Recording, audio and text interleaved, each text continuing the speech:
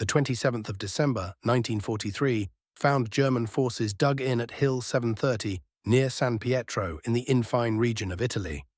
A soldier from the 15th Panzer Grenadier Division had just finished scratching words into his diary, a final testimony that would remain undiscovered until American troops advancing through the area recovered it 3 days later. Those words revealed something that had become impossible to ignore in the brutal mountain fighting of southern Italy. The Americans fought in a completely different way than either the British or Russians. They arrived with overwhelming firepower concentrated at close quarters, machine guns pouring rounds into every structure, every alley, every corner. Their automatic weapons seemed never to stop, never to pause, never to run dry. Through the narrow slot of his concrete bunker, this particular soldier reflected on what he'd witnessed just hours before. For the third time in recent days, American assault troops had come at his position, armed with weapons that shattered everything the German military had taught him about how infantry should operate. That peculiar Thompson gun, with its distinctive round magazine and relentless rate of fire, had fundamentally altered what happened when men faced off at close range. His training had stressed accuracy, restraint, careful use of ammunition. Make every shot count, preserve supplies, show discipline under fire. The Americans seemed to operate from an entirely opposite philosophy. They unleashed torrents of bullets like water from a hose, advancing behind sustained walls of automatic fire that made conventional defensive positions practically worthless. Just days earlier, the 143rd Infantry Regiment from the 36th Infantry Division had seized San Pietro after 6 grueling days of fighting that had meant clearing the town street by street, house by house. Of the 280 German defenders from the 15th Panzer Grenadier Division holding the position, only 46 lived to be taken prisoner. The rest had learned firsthand what happened when American infantry tactics encountered the Thompson submachine gun in those narrow, confined spaces of Italian mountain villages. This collision between different military philosophies would reshape infantry warfare. What German soldiers were experiencing here and would soon encounter in France was far more than just having more guns.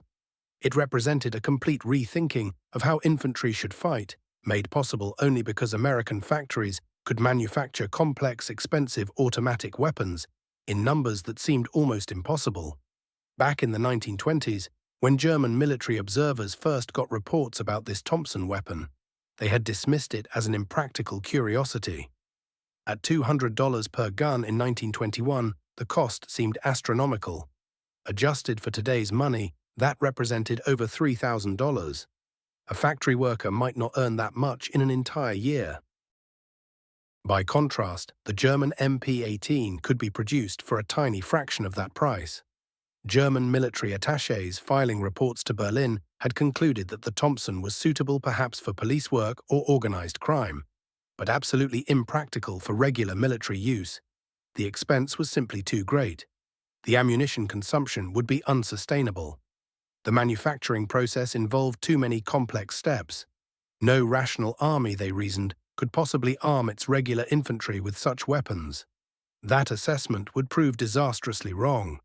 By 1943, American production of the Thompson had reached staggering levels. The Auto Ordnance Corporation and Savage Arms and other manufacturers had taken John T. Thompson's intricate design and transformed it into an industrial achievement of the highest order. In 1942 alone, factories had produced roughly 500,000 of these guns. When the simplified M1 and M1AL1 versions came into production, the total eventually reached well over 1.3 million units by the time the war ended. The contrast with German doctrine could not have been sharper. German military thinking called for perhaps 1 or 2 submachine guns per squad, handled only by specialists. American forces were deploying them at the company level in unprecedented abundance. The German Army's infantry school had made clear in 1940 that the submachine gun should be reserved for elite assault troops and paratroopers. Regular infantrymen needed rifles for accurate, controlled fire. This doctrine had emerged from economic necessity. Germany's resources were limited. But this same doctrine left German infantry completely unprepared for what they would face, both psychologically and tactically, when American automatic fire began pouring at them from all directions. The first real encounters came during Operation Torch in November of 1942. The 509th Parachute Infantry Regiment and elements of the American Second Corps landed in North Africa equipped with M1A1 Thompsons as standard gear for NCOs and selected troops. German intelligence officers examining captured weapons and interviewing prisoners were stunned. The ratio seemed impossibly high. A German officer from the 10th Panzer Division filed a report from Tunisia in January 1943 describing what his unit had encountered at Kasserine Pass. Initially, traditional German tactics had pushed the Americans back. But once the Americans established defensive positions, something unexpected happened. The sheer volume of automatic fire they could produce exceeded anything German forces had encountered on the Eastern Front. It seemed like nearly every second American soldier carried a machine pistol. The psychological impact of this firepower actually exceeded its tactical effect in those early battles. German soldiers had been trained to account for every round, to estimate enemy ammunition based on firing patterns. They found themselves unable to comprehend American tactics. How could anyone possibly expend so many rounds in such brief engagements? A single American platoon might fire more ammunition in a 5-minute firefight than an entire German company was allocated for a day. German prisoners captured at Gafsa and interrogated consistently reported their astonishment at how the Americans employed automatic weapons. They had always understood such guns to be support weapons, used sparingly and carefully. The Americans appeared to use them as primary weapons, firing through entire magazines in short bursts to suppress positions before Germans could even take aim. Prisoners described American soldiers firing magazine after magazine without hesitation, something that seemed economically insane from a German perspective. From September 1943 onward through May 1945, the Italian campaign became the training ground where German forces received an education in American firepower doctrine. The terrain of Italy seemed designed for defense. Mountains, medieval villages built on hillsides, fortified positions created what conventional military theory suggested would require attackers to maintain a 3-to-1 numerical advantage. The Thompson gun changed that entire calculation. At the Rapido River crossing in January 1944, German troops from the 15th Panzer Grenadier Division watched American soldiers come across the water in assault boats.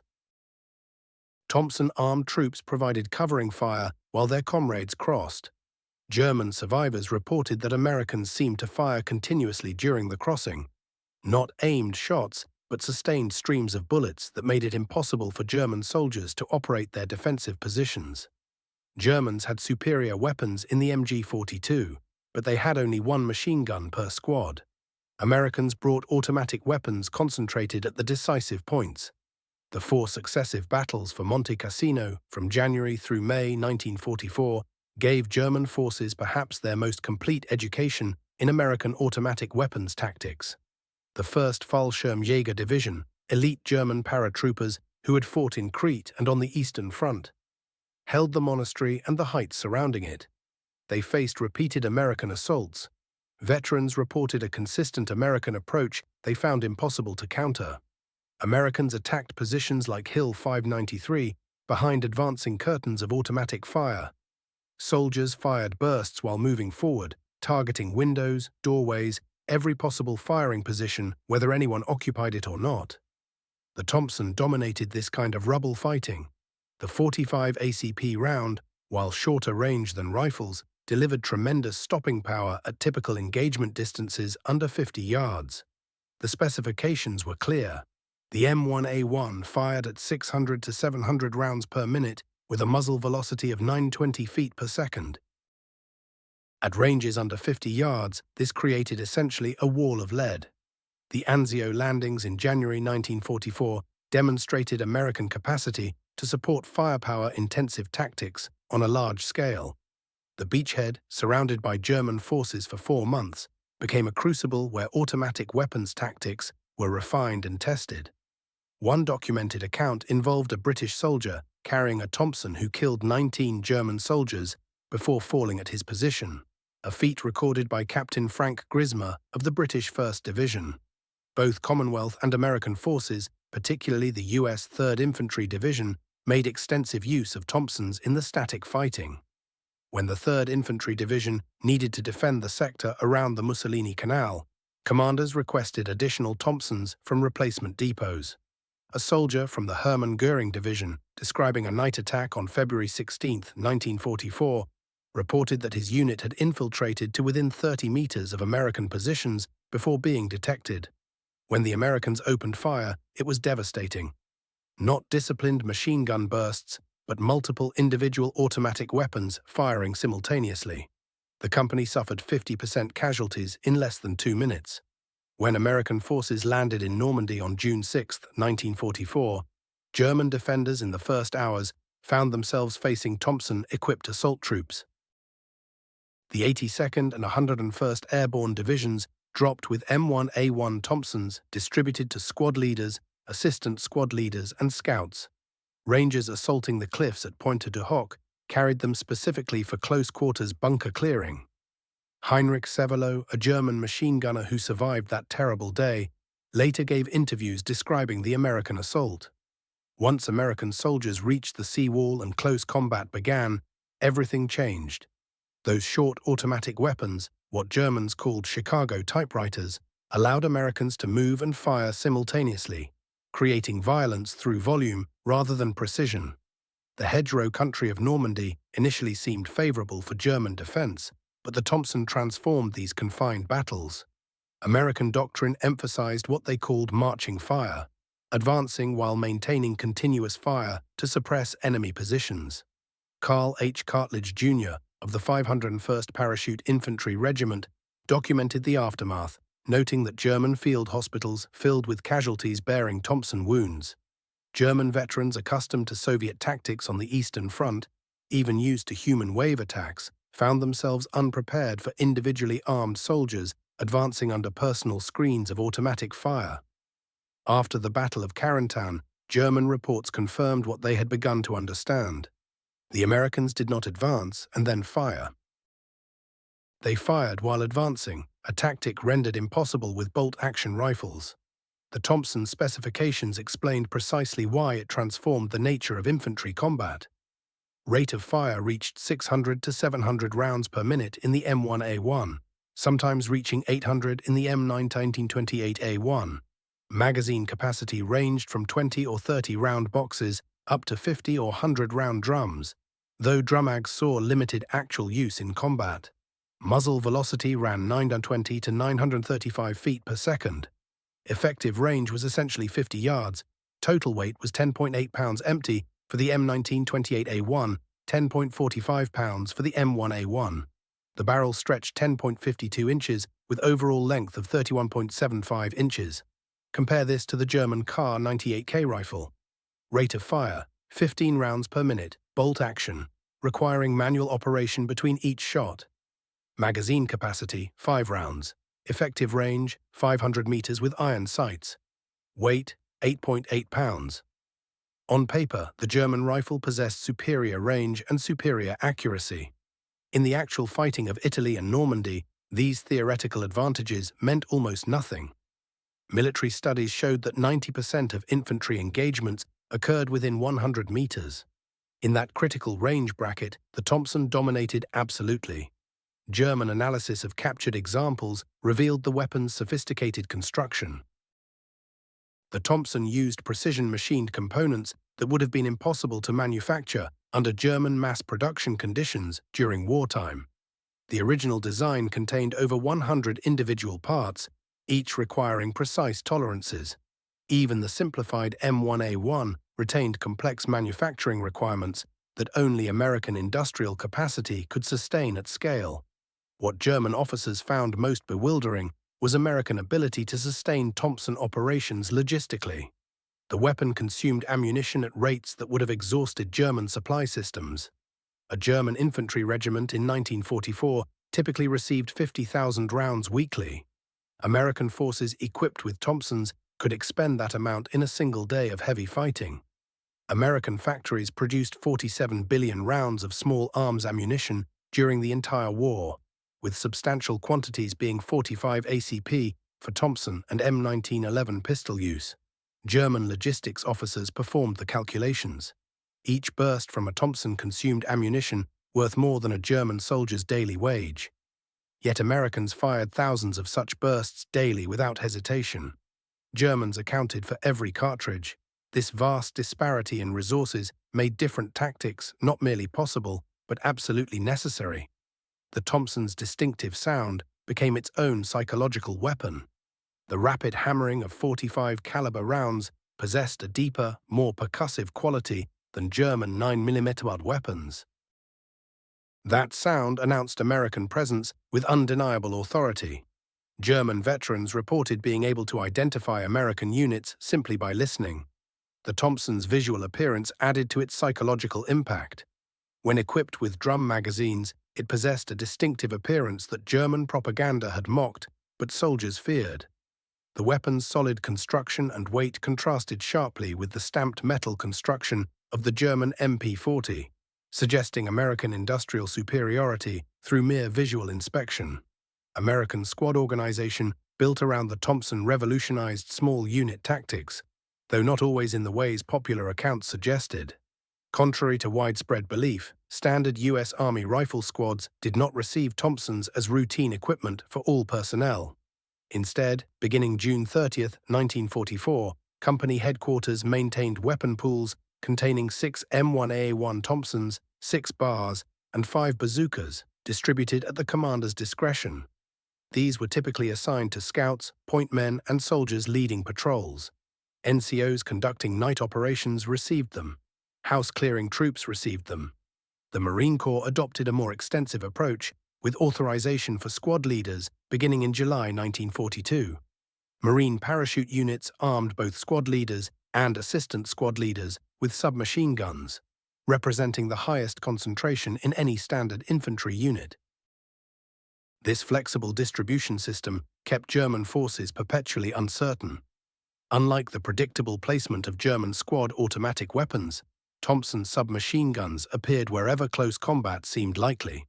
The battles for Aachen in October 1944 and subsequent fighting in Rhineland cities demonstrated the Thompson's absolute dominance in urban warfare. German doctrine emphasized defending cities from the perimeter, falling back through successive defensive positions. American tactics, enabled by widespread Thompson deployment, emphasized aggressive penetration into built-up areas.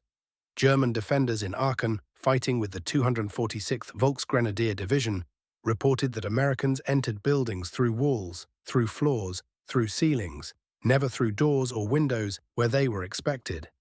Every movement was preceded by bursts of automatic fire through walls, whether German soldiers occupied them or not. This kind of ammunition expenditure would have bankrupted German supply systems in minutes. American room-clearing techniques maximized the Thompson's advantages. Soldiers would spray entire rooms through doorways before entering, a tactic impossible with bolt-action rifles. German defenders trained to wait for clear targets found themselves suppressed by volume before engagements even properly began. The Battle of Hürtgen Forest from September 1944 through February 1945 seemed to present conditions that should have neutralized Thompson advantages. Dense forest, limited visibility, rough terrain appeared favorable for German defenders with longer-range weapons. The Thompson proved adaptable even here. American forces modified their tactics for forest fighting. They used Thompsons to spray at treetop level, detonating German wooden-handled grenades and mines cached in branches. The heavier 45 caliber bullets proved superior for forest combat, smashing through undergrowth that deflected smaller projectiles. American soldiers advanced in line formation while maintaining continuous fire to create barriers of lead through dense vegetation. Yet Hürtgen Forest also revealed Thompson limitations. The weapon's short effective range meant German snipers and machine gunners positioned at distance could engage Americans before Thompson range became effective. Some American units actually preferred certain captured German weapons for forest combat situations, particularly when ammunition resupply became difficult in dense terrain. The forest fighting demonstrated that while the Thompson excelled at close quarters, it could not completely replace rifles in every situation. American doctrine evolved to combine Thompson shock power with rifle range and bar sustained fire capacity. creating combined arms tactics at the squad level. During the Battle of the Bulge in December 1944, German forces launched their final major offensive on the Western Front. Initial success came partly through surprise, but as American forces recovered and organized, the Thompson again proved decisive in close combat. The battles around Bastogne perimeter demonstrated the weapon's value in defensive operations. Paratroopers from the 101st Airborne, surrounded and outnumbered, held their positions partly through Thompson-equipped soldiers, providing final protective fires. German attacks, funneled by terrain into kill zones, met concentrated automatic weapons fire from individual soldiers, not merely from crew-served weapons. Kampfgruppe Piper, spearheading the German offensive, encountered Thompson-equipped infantry at Stoumont and other critical points. While German tanks could dominate at range, American infantry with Thompsons infiltrated to close quarters where tank advantages disappeared. German infantry found themselves unable to effectively support their armor because defensive fire from American Thompsons prevented them from advancing. The Rhine crossings of March 1945 demonstrated American automatic weapons doctrine at its absolute peak. Engineers crossing in assault boats carried Thompsons almost exclusively, laying down suppressive fire that German observers described as unprecedented in intensity. At Remagen, where American forces captured the Ludendorff Bridge intact, Thompson-equipped engineers and infantry stormed across under fire, their automatic weapons suppressing German positions on the far bank. German attempts to destroy the bridge were frustrated by the sheer volume of return fire from individual soldiers rather than from crew weapons alone. German commanders reported to higher headquarters that Americans had crossed the Rhine while expending more ammunition in single engagements than entire German units received in a week. It seemed like every American soldier carried a gun capable of full automatic fire. The German defenders, armed with their bolt-action rifles that fired just 5 rounds before needing to reload, found themselves hopelessly outmatched by this sheer volume of firepower. This pattern repeated across both the European theater and the Pacific, where Japanese forces discovered the same brutal lesson about American weaponry. German military observers stationed with Japanese units reported their findings back to Berlin with growing alarm. These attachés had watched American Marines in action during 1944, witnessing their assault tactics firsthand. The Marines advanced in coordinated waves, weapons blazing continuously, pouring automatic fire into every position. Japanese fortifications, engineered to withstand artillery barrages, crumbled under the relentless storm of small arms ammunition. A single American Marine squad carried more automatic firepower than an entire Japanese platoon could muster. By late 1944, these reports confirmed what veterans from the Western Front already understood. American automatic weapons doctrine, backed by the vast productive capacity of American factories, had fundamentally transformed how infantry combat worked. The old ways of fighting no longer applied. The production figures paint a remarkable picture. Thompson submachine guns rolled off assembly lines to the tune of approximately 1.7 million units in various M1 and M1A1 configurations. The peak production year came in 1942, when factories turned out roughly 500,000 guns. 3 manufacturers contributed to this output: Auto Ordnance, Bridgeport, and Savage Arms.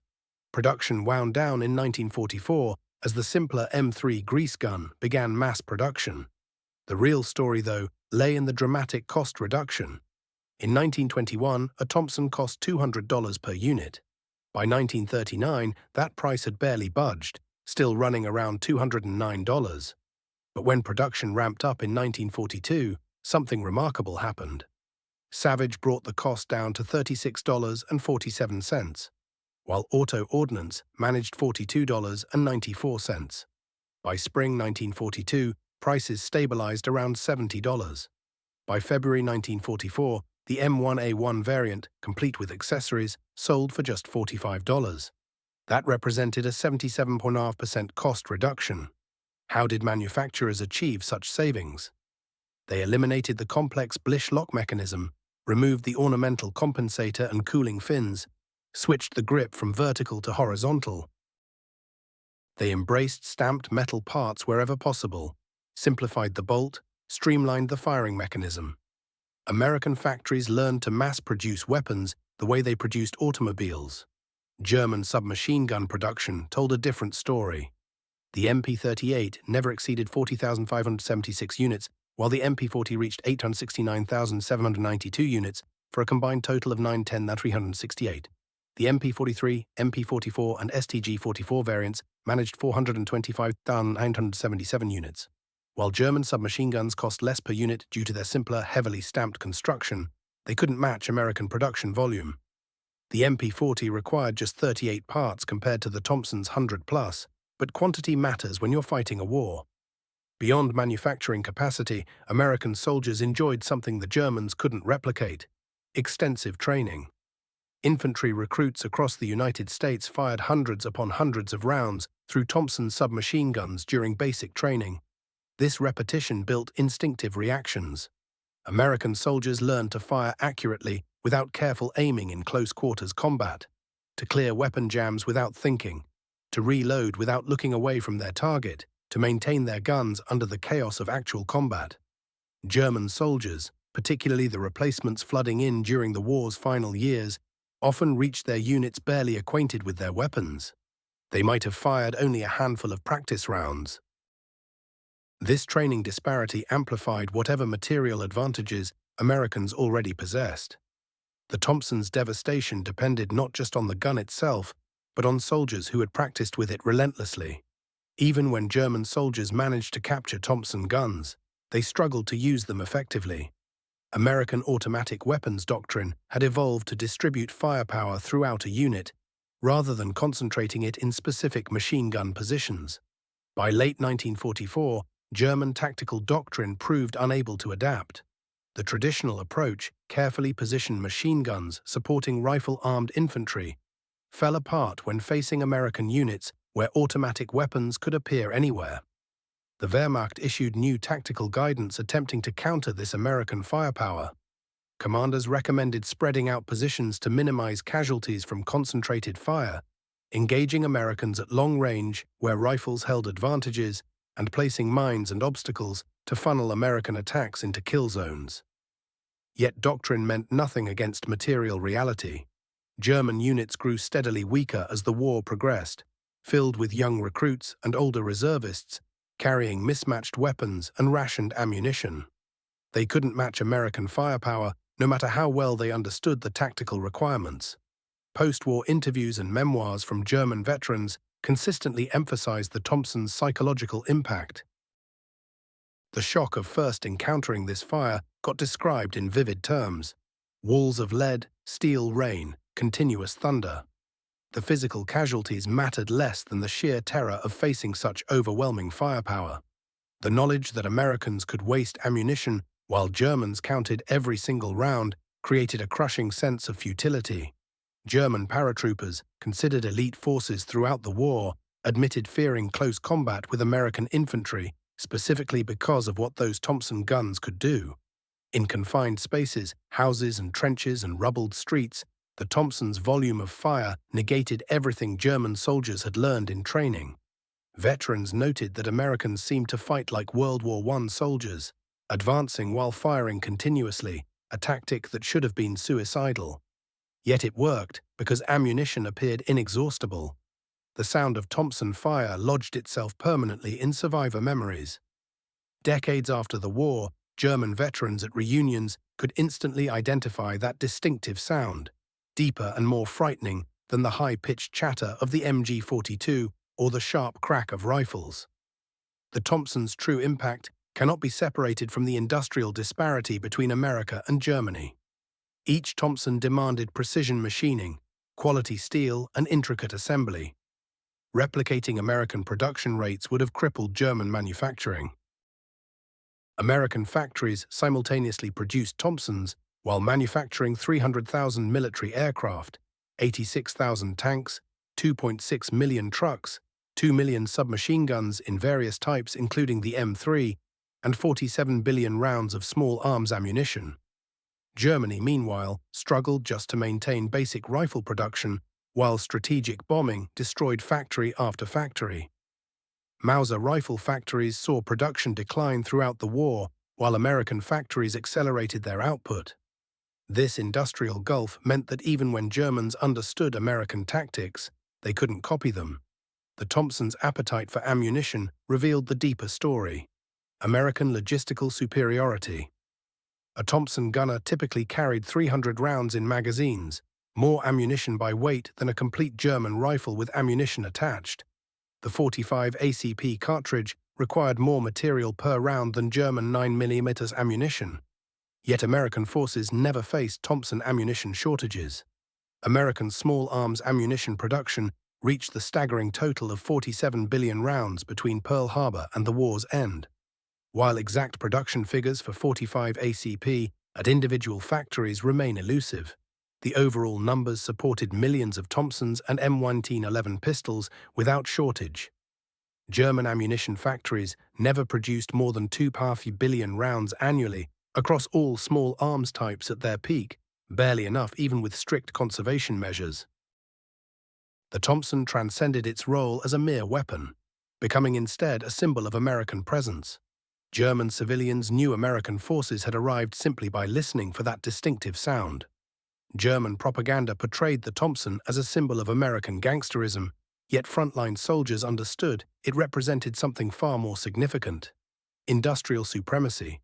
Propaganda attempted to minimize its impact, describing it as wasteful and inaccurate. Frontline soldiers reading such claims knew better. Precision meant nothing when facing walls of automatic fire. This gap between propaganda claims and battlefield reality accelerated the collapse of German morale.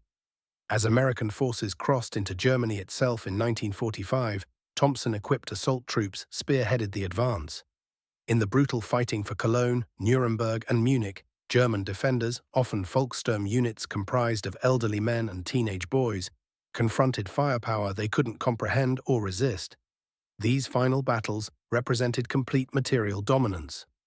Volkssturm units armed with captured weapons, antique rifles, and minimal ammunition faced American troops equipped with unlimited automatic weapons and ammunition supplies. It wasn't combat, but slaughter by firepower.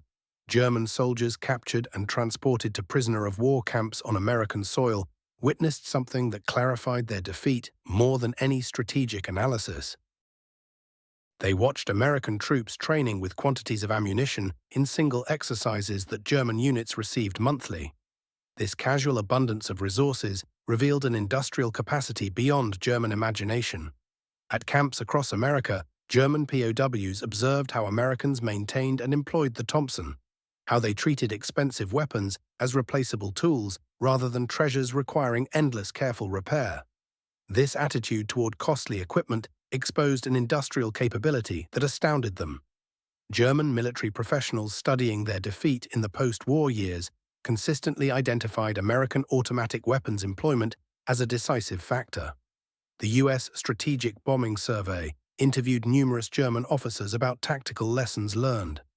Senior commanders acknowledged that the Thompson provided American infantry with a decisive advantage in close-quarters fighting. German tactical doctrine, constructed around the rifle and concentrated machine gun positions, couldn't adapt to firepower distributed throughout a unit. Americans achieved fire superiority at the squad level that Germans required an entire company to match. The Thompson represented something larger than mere weaponry. It embodied American philosophy regarding industrial warfare. Germans emphasized skill and training to overcome material shortages. Americans applied industrial solutions to tactical problems. The Thompson, expensive and complex yet manufactured by the millions, perfectly symbolized this approach. When the Bundeswehr formed in 1955, the influence of wartime experience shaped its organization. The new German army initially received American weapons, including Thompsons, before transitioning to NATO standard equipment. This practical recognition reflected how effective American automatic weapons had proven. The Bundeswehr adopted tactical doctrines emphasizing automatic weapons throughout squad formations, lessons extracted from facing American firepower. Distributed firepower, revolutionary when Germans first encountered it, became standard military doctrine internationally. The Korean War from 1950 through 1953 provided further confirmation of Thompson effectiveness. German military observers attached to UN forces noted that the same tactics defeating the Wehrmacht proved equally devastating against Chinese human wave assaults. The weapon that had shocked German veterans continued dominating close-quarters combat in completely different terrain against entirely different enemies. Former Wehrmacht officers watching UN forces reported that Americans employed identical tactics: massive automatic weapons fire at close range, exactly as they had in Europe. The Thompson, which Germans had imagined as peculiarly suited to American wealth and abundance, proved universally effective against any enemy relying on rifle-armed infantry. The Thompson submachine gun's impact on German forces transcended its function as a mere weapon. It became a symbol of American industrial might, logistical supremacy, and tactical innovation. German soldiers encountering Thompson-equipped Americans experienced not just firepower superiority, but a glimpse of the industrial colossus they had confronted. From initial contact in Tunisia through the final desperate battles on German soil, the Thompson educated Wehrmacht soldiers about the true nature of modern warfare. Their pre-war doctrine, constructed around skilled riflemen and concentrated machine gun positions, shattered before the reality of distributed automatic firepower. Captured Thompson guns became treasured possessions among German forces, though ammunition scarcity prevented their full exploitation.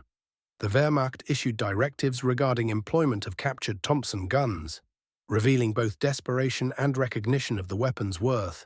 German units obtaining American weapons complete with ammunition reported immediate improvements in combat effectiveness, yet maintaining American rates of fire remained impossible with German logistics. This reinforced a crucial lesson. The Thompson's effectiveness stemmed not solely from the weapon itself, but from the entire industrial system supporting it. The Thompson's influence extended far beyond World War II, affecting weapon design and tactical doctrine across the globe. The concept of every soldier carrying an automatic weapon, revolutionary when Germans faced it in 1943, became standard worldwide. Soviet forces, analyzing German after-action reports, developed the AK-47 assault rifle partly as a response to American automatic weapons employment. The assault rifle concept, combining submachine gun firepower with rifle range, sought to match American firepower within Soviet production constraints. The final accounting shows approximately 1.7 million Thompsons manufactured in M1 and M1A1 variants, with 1.387 million of the M1A1 type. Peak annual production reached approximately 500,000 guns in 1942. Unit cost decreased from $200 to $45, representing that 77.5% reduction. Distribution patterns varied by service branch. Army infantry companies received 6 Thompson guns per rifle company beginning June 1944. Marines began authorizing them for squad leaders starting July 1942. Airborne units received higher allocations across all squads. Rangers and commandos employed them extensively. Comparing the numbers tells the story. Germans produced 9 10,368 MP-38 and MP-40 submachine guns combined. Americans manufactured approximately 1.7 million Thompsons. German all-submachine gun types totaled around 1.4 million. American all-submachine gun types reached approximately 2.3 million, including 600,000 M3 grease guns. Beyond statistics and strategy, the Thompson's deepest impact occurred at the individual soldier level. German soldiers raised in a military tradition emphasizing skill, discipline, and marksmanship discovered these virtues neutralized by American industrial production. Young German conscripts, many barely old enough to vote when drafted in the war's final years, faced firepower they couldn't match or comprehend. Their letters home, avoiding specific named individuals, consistently revealed fear and bewilderment at the material disparity. They described American soldiers advancing through curtains of fire, walls of lead, endless streams of bullets, metaphors attempting to capture a reality that defied understanding. Nazi propaganda's failure to address the Thompson phenomenon revealed the broader failures of the regime. German soldiers received assurances that they were racially superior warriors facing weak Americans. The Thompson gun, spraying bullets with mechanical precision, rendered racial theories irrelevant. Propaganda characterized American soldiers as Chicago gangsters with Tommy guns, attempting to criminalize rather than acknowledge military effectiveness. frontline soldiers found no reassurance in these caricatures while actually facing Thompson fire. The distance between propaganda promises and battlefield reality shattered morale. German soldiers suffered more than tactical shock from the Thompson submachine gun. The weapon transformed how they understood warfare itself. It embodied American advantages in industrial production capacity, logistical networks, training resources, tactical flexibility, and strategic abundance. The shock transcended the tactical realm, reaching the existential. German soldiers grasped that they had challenged the world's greatest industrial power with insufficient resources. The Thompson, mass-produced yet complex, expensive yet expendable, powerful yet portable, perfectly symbolized American warfare. From initial encounters in North Africa through the final battles within Germany, the Thompson educated German soldiers about the reality of industrial warfare. Each burst of 45 caliber fire taught them that wars were won by factory output, not warrior spirit, by material abundance, not tactical brilliance, by industrial capacity, not racial superiority. The Thompson wounded more than bodies. It shattered illusions. German veterans carried memories of its distinctive sound for decades after the war, a reminder of the moment they learned that courage and skill meant nothing facing unlimited firepower. They had confronted the arsenal of democracy, compressed into a 10.8-pound package of machined steel and wood, carried by millions of Americans who could waste bullets like water. The lesson proved complete and unforgettable. They had brought rifles to an industrial war. The Thompson submachine gun was America's answer, delivered at 920 feet per second, 600 rounds per minute, in quantities that exceeded German comprehension. That shock would echo through military history, a stark testament to what occurs when industrial might meets the battlefield.